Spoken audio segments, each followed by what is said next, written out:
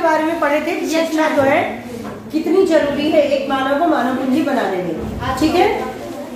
और यहाँ पर हम मानव संसाधन के रूप में पढ़ रहे हैं। मानव जो है लोग हैं संसाधन के रूप में, यानी मानव पूंजी बनता है तो वह एक ऐसे संसाधन जैसे भूमि, औजार, मशीन ये होती है, उसकी तरह वो काम करता है। तो पहला जो जरूरी शर्त है कि वो शिक्षित हो, यानी शिक्षा जरूरी है। दूसरा जो है वो है स्वास्थ्य, ठीक है। स्वास्थ्य का मतलब ये कि किसी भी कंपनी, किसी भी संस्थान में जब कोई व्यक्ति काम करता है तो उसका स्वस्थ रहना भी बहुत जरूरी होता है। किसी भी व्यक्ति की डिमांड तब होगी जब वो स्वस्थ हो। मान लो कि अगर आप किसी मजदूर को लाते हो घर में काम करने के लिए, मकान बन रहा है, तो क्या आप बिल्कुल दुबले पतले, बिल्कुल बीमार रहने वाले लोग को ले आओगे? No ma'am. स्वस्थ को ले आओगे? इसी तरह किसी भी संस्था में काम करने वाला जो वर्कर है अगर आए दिन बीमार रहेगा तो उसकी नौकरी छूट जाएगी, ठीक है, उसकी कोई डिमांड नहीं होगी। किसी व्यक्ति का स्वास्थ्य उसे अपनी क्षमता को प्राप्त करने और बीमारियों से लड़ने की ताकत देता है। ऐसा कोई भी अस्वस्थ स्त्री पुरुष संगठन के समग्र विकास में अपने योगदान को अधिकतम करने में सक्षम नहीं होगा, ठीक है। जो अस्वस्थ रहता है, बीमार रहता है, वो उस संस्था के लिए कुछ कर पाएगा इसमें शक। भाई जो आ ही नहीं रहा है, जैसे कोई टीचर अगर आ ही नहीं रही है तो पढ़ाएगी क्या? तो अपना योगदान तो न के बराबर दिया उसने। स्वास्थ्य अपना कल्याण करने का एक अपरिहार्य आधार है, इसलिए जनसंख्या की स्वास्थ्य स्थिति को सुधारना किसी भी देश की प्राथमिकता होगी। यानी स्वास्थ्य स्थिति को सुधारने में भी सरकार क्या करती है? कार्य करती है कि हमारे लोग स्वस्थ रहे। जब स्वस्थ रहेंगे तब जाके वो काम करेंगे, उत्पादन और आय में, रोजगार में योगदान देंगे, ठीक है, तो देश हमारा आगे बढ़ेगा। और हमारी राष्ट्रीय नीति का लक्ष्य भी जनसंख्या के अल्प सुविधा प्राप्त वर्गों पर विशेष ध्यान देते हुए स्वास्थ्य सेवाओं, परिवार कल्याण और पौष्टिक सेवा तक पहुंच है। जैसे अभी आप लोग मिड डे मील है और इससे पहले इसमें पोषक तत्व दिया जाता था मिड डे मील में, जो पंजीरी वगैरह रहती थी कि बच्चा शुरुआत से ही स्वस्थ रहे। टीकाकरण मुफ्त है सरकारी अस्पताल में ताकि बच्चा स्वस्थ शुरुआत करे जीवन का। उसके बाद जो भी बेसिक टीके हैं सरकारी अस्पताल में देखो फ्री में लगते हैं, ठीक है। आप बीमार पड़ते हो आपके लिए प्राथमिक चिकित्सालय है, सरकारी जिला अस्पताल है, सब कुछ सरकार ने फ्री कर रखा है ताकि हमारे लोग जो है वो स्वस्थ रहें। फिर है देखिए यहाँ पे जो मैं अभी बोल रही थी आप लोगों से कि संबंधित वर्षों की स्वास्थ्य आधारित संरचना कैसी है। 2019-2014 से 19 में देखें, जो प्राथमिक स्वास्थ्य केंद्र, सामुदायिक स्वास्थ्य केंद्र है वो 19 में 1,78,548, यानी इतने ज्यादा प्राथमिक स्वास्थ्य केंद्र। प्राथमिक स्वास्थ्य केंद्र में कम से कम एक नर्स, एक डॉक्टर, एक बेड का अस्पताल होता है, कम से कम 1 या 2 कमरे का। आप देखे होंगे अपने एरिया में जो प्राथमिक चिकित्सालय स्वास्थ्य केंद्र होते हैं। फिर है औषधालय या अस्पताल, ये कितने हैं? अच्छा, आयुष प्रबंधन के अंतर्गत है। आयुष प्रबंधन का मतलब ये एक प्रबंधन है, और औषधालय यानी जो आयुर्वेदिक, जहाँ पे आपका इलाज होता है आयुर्वेदिक तरीके से, ये कितने हैं? 31,986 बिस्तर, यानी कि सरकारी अस्पताल में अगर किसी को एडमिट होना पड़ गया तो बिस्तर की सुविधा भी हमारी 8,18,396 है। भारतीय चिकित्सा पद्धति में पंजीकृत डॉक्टर कितने हैं, यानी कि सरकारी डॉक्टर कितने हैं और पंजीकृत कितने हैं? सरकारी अस्पताल में ही नहीं मिलेंगे, ये पंजीकृत है वहां से, ये इतने ये उसके आंकड़े दिए हुए हैं। नर्सिंग कर्मी यानी कि ANM, RA एवं RM, LHB, ये सब जो उनके वर्कर होते हैं वो सब भी इस संख्या में 12,01,393 इस तरह से है। यानी यहाँ पे हमें एक चीज तो समझ में आ रही है कि प्रचुर मात्रा में चिकित्सा कर्मी और औषधालय और अस्पताल, प्राथमिक चिकित्सालय सब कुछ है देश में। यानी सरकार पूरी तरह से चाह रही है कि हमारे जो लोग हैं वो स्वस्थ रहें, ठीक है। आप लोगों ने देखा होगा पोलियो के ड्रॉप पिलाने के लिए घर घर भेजा जा रहा है। आशा वर्कर घर घर जाके पूछती है कि भाई कोई अगर डिलीवरी है या कुछ भी है तो वो उसे ले जाती है, ठीक है। अगर कोई घर में नहीं भी है, सब लोग कमाने चले गए, तो उस महिला को आशा ले जाती है, उसकी डिलीवरी कराती है, जच्चा बच्चा सब कुछ अच्छे से करा के घर तक पहुंचाया जाता है। तो ये सब प्रयास है कि जनसंख्या का स्वास्थ्य अच्छा बना रहे, ठीक है। अब उसके बाद है भारत में ऐसे स्थान है जिसमें मौलिक सुविधाएं भी नहीं है, ये भी सच्चाई है, कड़वी सच्चाई, कि बहुत सारे ऐसे जगह भी है जहाँ ये सब है भी नहीं। भारत में कुल 542 मेडिकल कॉलेज, इसको ध्यान में रखना, 542 मेडिकल कॉलेज और 313 डेंटल कॉलेज है। डेंटल कॉलेज का मतलब जहाँ दांतों की देखभाल चिकित्सा की जाती है। केवल 4 राज्य जैसे आंध्र प्रदेश, कर्नाटक, महाराष्ट्र, तमिलनाडु में कुल राज्यों से अधिक मेडिकल कॉलेज है। सबसे ज्यादा मेडिकल कॉलेज आंध्र प्रदेश, कर्नाटक, महाराष्ट्र, तमिलनाडु। ठीक है। अब बेरोजगारी पे आ जाते हैं। अब जैसे सकल की माँ जो शीला है, घर का कामकाज, बच्चों की देखभाल, खेती का काम और पति बूटा की मदद करती थी। सकल का भाई जीतू, बहन सीतू अपना समय खेलने कूदने इसमें लगाते थे। ठीक है। अब यहाँ पर क्या आप शीला, जीतू या सीतू को बेरोजगार कहेंगे? मतलब ये कि जो छोटे बच्चे होते हैं परिवार के, क्या आप उसको बेरोजगार कहेंगे? अब यहाँ पर बात आ जाती है बेरोजगार, बेरोजगारी या बेरोजगार अगर कोई है तो कौन, किसे कहा जाए कि बेरोजगार है वो? ठीक है।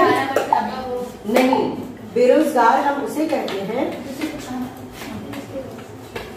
जो काम करने के लायक हो। हाँ, 18 वर्ष तुम बोल रही हो, ठीक है, उसका एक पहलू है, काम करने के लायक हो गया हो, ठीक है, लेकिन और उसे इच्छा भी हो काम करने की और उसे रोजगार न मिल रहा हो, तो वो है बेरोजगार। ठीक है। इसको स्टेप वाइज हम लोग समझते हैं। बेरोजगारी उस समय विद्यमान कही जाती है जब प्रचलित मजदूरी की दर पर, यानी कि जो मजदूरी है, जब प्रचलित मजदूरी की दर पर काम करने के लिए इच्छुक लोग रोजगार नहीं पा सके। जैसे कि हमें मालूम है कि अगर मान लो किसी को मजदूर बनना है, रोजगार पाना है, उसे मालूम है 600 रुपया दिन के मिलेंगे, लेकिन अगर वो जा रहा है कि हमें 600 दे दो, हम रोजगार करेंगे, हम ये काम करेंगे, लेकिन फिर भी उसकी पूछ नहीं हो रही है, तो वो कहलाएगा बेरोजगार। ठीक है, वो बेरोजगारी में होगा। यानी कि प्रचलित दर पर अगर कोई काम करने का इच्छुक है फिर भी उसे काम नहीं मिल रहा है। जैसे आप लोग कहते हो ना कि आपके यहाँ बहन भाई लोग होंगे जो तैयारी करते होंगे, वो क्या बनना चाहते हैं? मान लीजिए कि वो पुलिस में जाना चाहते हैं, ठीक, यानी पुलिस वाले बनना चाहते हैं, पुलिस की सैलरी उन्हें सही लग रही है, वो लेना चाहते हैं वो नौकरी, लेकिन फिर भी उन्हें वो नौकरी नहीं मिल रही है, तो वो बेरोजगार कहलाएंगे। ठीक है, तब वो बेरोजगार कहलाएंगे। मान लो कोई छोटा बालक है, अभी पढ़ाई कर रहा है, जैसे आप लोग हो, तो आप बेरोजगार नहीं कहलाएंगे क्योंकि अभी आप काबिल हुए ही नहीं हो। श्रम बल जनसंख्या में वे लोग शामिल किए जाते हैं। अब श्रम बल जनसंख्या यानी कि जो काम कर सकता है, बातें नहीं करो, जो काम कर सकता है उस पे कौन सी जनसंख्या शामिल होगी? 18 नहीं बल्कि 15 वर्ष से 59।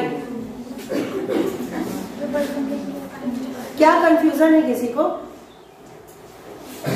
श्रम बल जनसंख्या में वे लोग शामिल किए जाते हैं जिनकी उम्र 15 से 59 वर्ष के बीच है।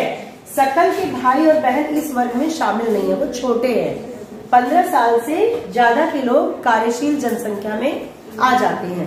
15 साल से, अब आप बोलोगे 18 में तो वयस्क होते हैं, तो वयस्कता से इसमें मतलब नहीं है। 15 के बाद भी अगर आप कोई जॉब कर रहे हो, यानी कि जिसके बदले में आपको सैलरी मिल रही है, पार्ट टाइम जॉब करते हैं बच्चे, उनको सैलरी मिल रही है, उनको वेतन मिल रहा है, पारिश्रमिक मिल रहा है, मजदूरी मिल रही है, तो वो योगदान दे रहे हैं।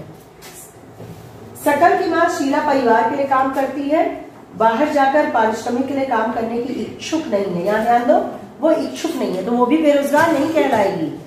ठीक है, अगर कोई चाहती ही नहीं स्त्री कि हम काम करें तो फिर वो बेरोजगार नहीं कहलाएगी।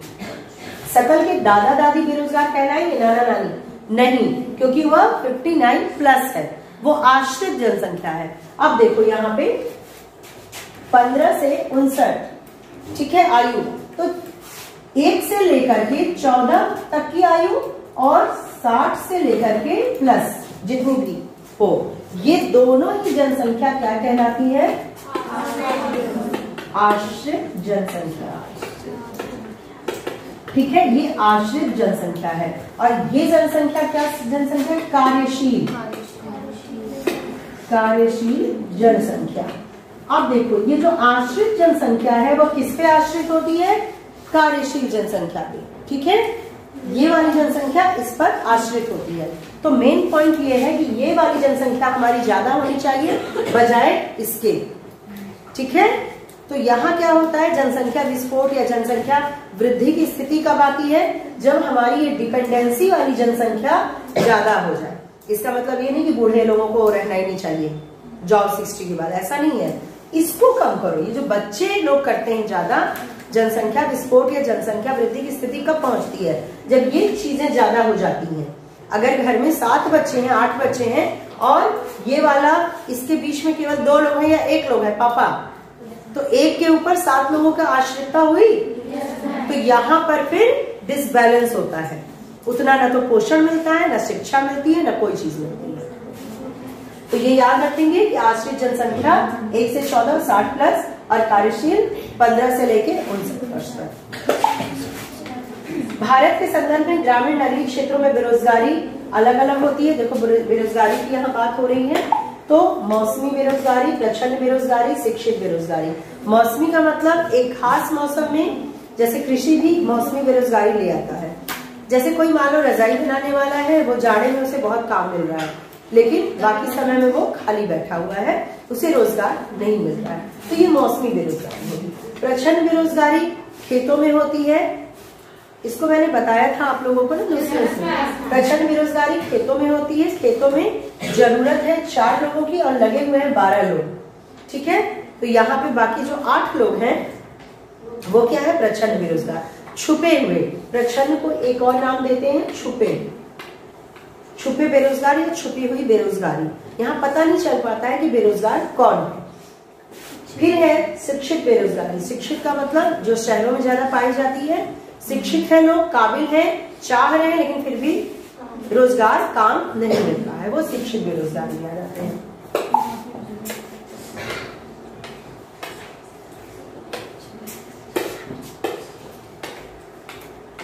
बेरोजगारी से जनशक्ति संसाधन की बर्बादी होती है। सीधी सी बात है। अगर आप लोग हैं, मान लो आप सबके सब काम करने के काबिल हैं, लेकिन आपको कोई काम नहीं दिया जा रहा है, तो यहाँ पे क्या हो गया? आपके एनर्जी की, आपके ज्ञान की बर्बादी होगी। मान लो कि आपके सामने जो टीचर है, अगर वो आपको आज ना पढ़ाती, केवल घर में रहती, तो जो चीजें उसके अंदर है उसकी बर्बादी हो जाती। आप में से बहुत सारे लोगों के घर में कोई ना कोई ऐसा होगा, दीदी, भाभी, मम्मी, कि उनके पास टैलेंट है, वो कुछ कर सकती थी लेकिन उन्होंने नहीं किया या नहीं कर पाई, तो उनका जो संसाधन यानी कि जन शक्ति जो उसकी उनकी है, जो शक्ति और काम करने की क्षमता थी, वो तो वैसे ही रह गई, ठीक है। तो वही कह रहे हैं कि इसकी बर्बादी होती है। लोगों में निराशा हताशा की भावना होती है। लोगों के पास अपने परिवार का भरण पोषण करने के लिए पर्याप्त मनी नहीं होता, मुद्रा नहीं होता। शिक्षित लोगों के साथ जो कार्य करने के इच्छुक है और सार्थक रोजगार करने में समर्थ नहीं है, ठीक है।